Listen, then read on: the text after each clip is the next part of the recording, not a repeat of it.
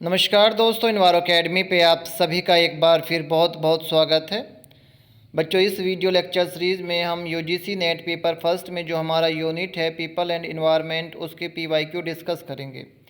और पीवाईक्यू के साथ में हमने यहाँ पे हर क्वेश्चन के साथ आपको जो है कुछ एडिशनल डाटा दिया हुआ है।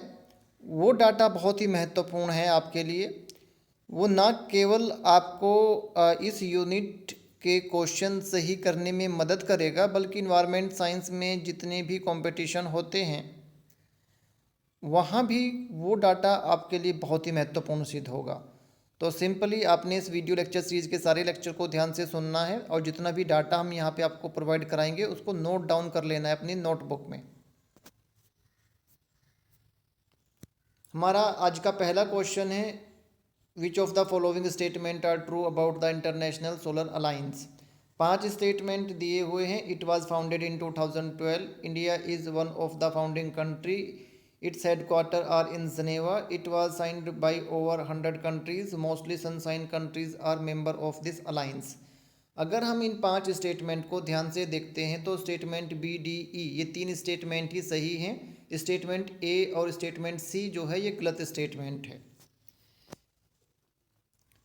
इंटरनेशनल सोलर अलायंस जो है ये एक इंटर गवर्नमेंटल ऑर्गेनाइजेशन है जिसका मुख्य उद्देश्य है to promote the use of solar energy.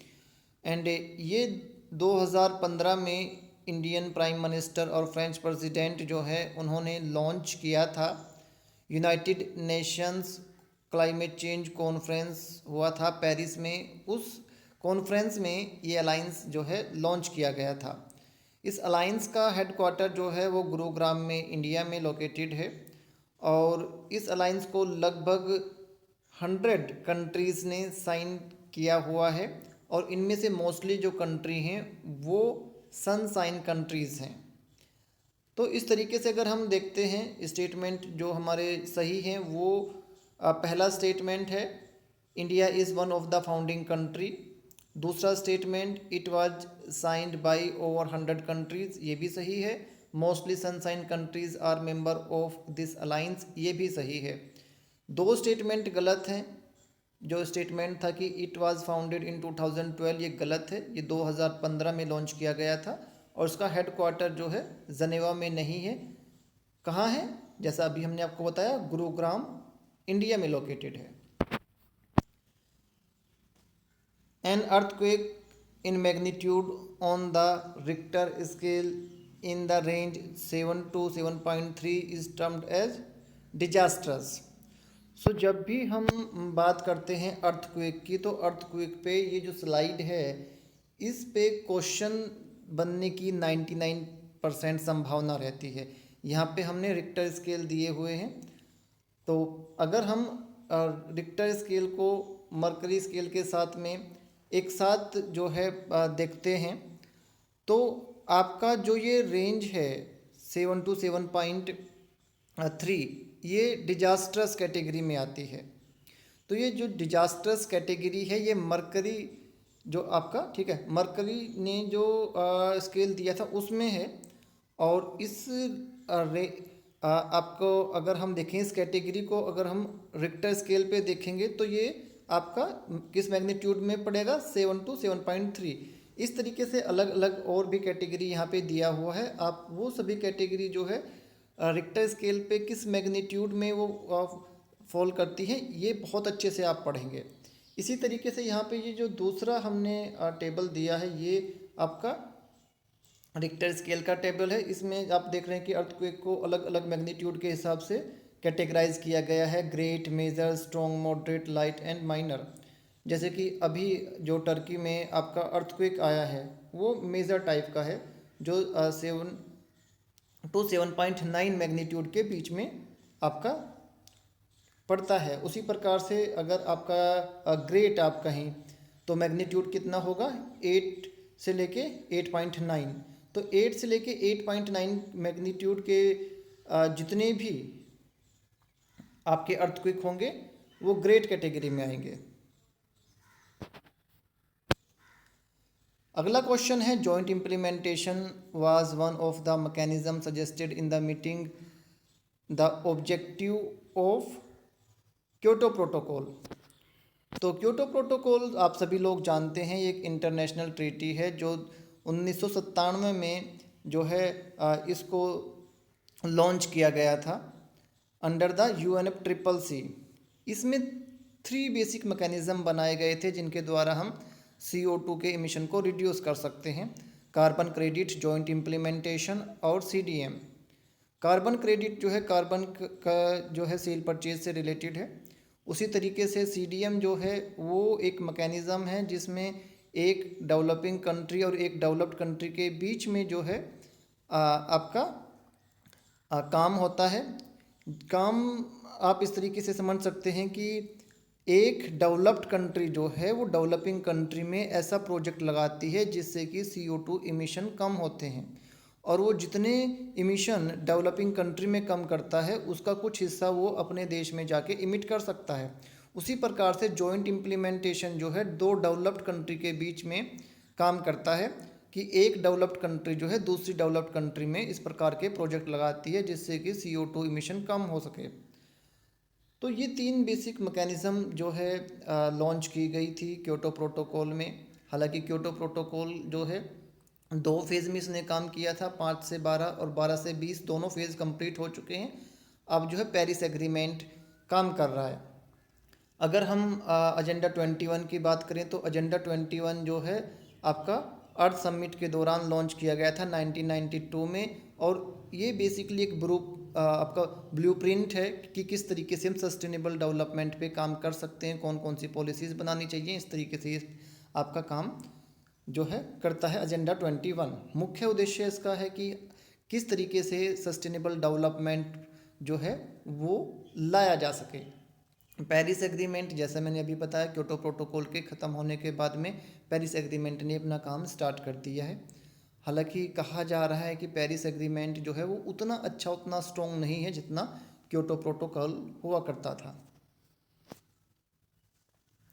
अगला क्वेश्चन है, ए 20 dB increase in noise level represent the enhancement in intensity of sound by the factor of 100। जब भी हम नॉइस की बात करते हैं और नॉइस में हम 10 dB साउंड इंक्रीज़ करते हैं तो जो एनर्जी है बेसिकली साउंड पावर है वो 10 के फैक्टर से इंक्रीज़ होती है। उसी प्रकार से अगर 20 dB नॉइस जो है वो इंक्रीज़ करेगी तो ये आपका 100 टाइम जो है हो जाएगा। आप इस प्रकार से कह सकते हैं कि अगर यहाँ से आप देखिए 120 dB का नॉइस है, ये रिप्रेजेंट करता है 1 वोट को, और 140 dB का जो नॉइस है वो 100 वोट को रिप्रेजेंट कर रहा है। इसका मतलब ये है कि 140 जो है वो 100 टाइम ज़्यादा पावरफुल है एज़ कम्पेयर टू 120 dB। तो इस प्रकार से क्वेश्चन आ जाते हैं। तो ये टेबल जो हमने यहाँ पे दिया हुआ है ये आप बहुत अच्छे से याद करेंगे, और ये कॉन्सेप्ट तो आप जो है समझ गए ही होंगे कि अगर नॉइस में 10 dB का जो है एडिशन होता है तो जो आपका पावर होगी वो 10 टाइम बढ़ जाएगी। अगर 20 dB का एडिशन होता है तो जो पावर है वो 100 टाइम इंक्रीज़ हो जाएगी। तो आप आसानी से इस प्रकार के क्वेश्चन कर सके। हमने 160 से लेके 0 dB तक का जो है आपको साउंड पावर दिया हुआ है, ये आप बहुत अच्छे से याद करेंगे। कई बार जो है डायरेक्ट क्वेश्चन आ जाता है कि आपका 100 dB नॉइस जो है वो कितने साउंड पावर के इक्वल होता है। अगला क्वेश्चन है, 2 स्टेटमेंट आपको दिए गए हैं। स्टेटमेंट 1 है डाइऑक्सिन आर क्लोरोनेटेड कंपाउंड। दूसरा स्टेटमेंट है dioxin cause death of bird and other animals due to their wide spread use in herbicide and pesticide.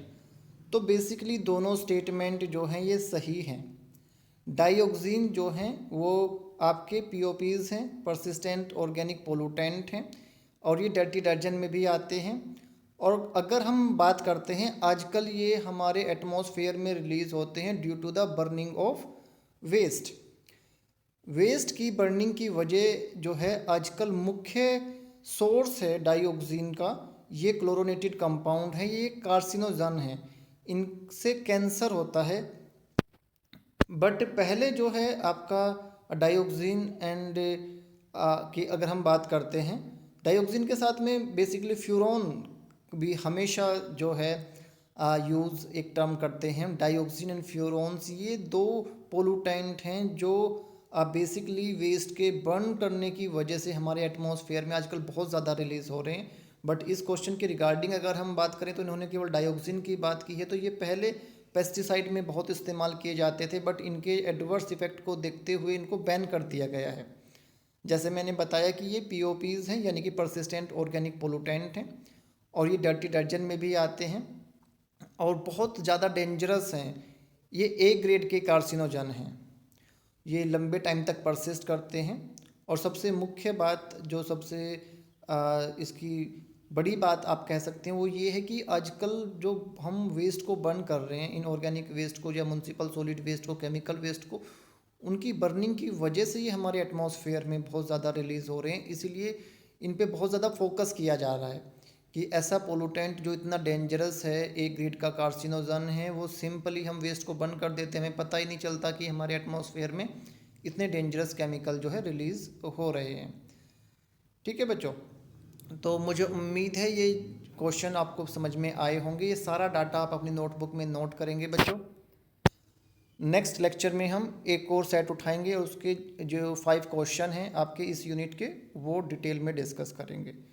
सीखते रहिए, मुस्कुराते रहिए, हमारी बेस्ट विशेष हमेशा आपके साथ में है, हमेशा रहेंगी, और हमें सब्सक्राइब करना ना भूलें। जियो बच्चों, गॉड ब्लेस यू ऑल।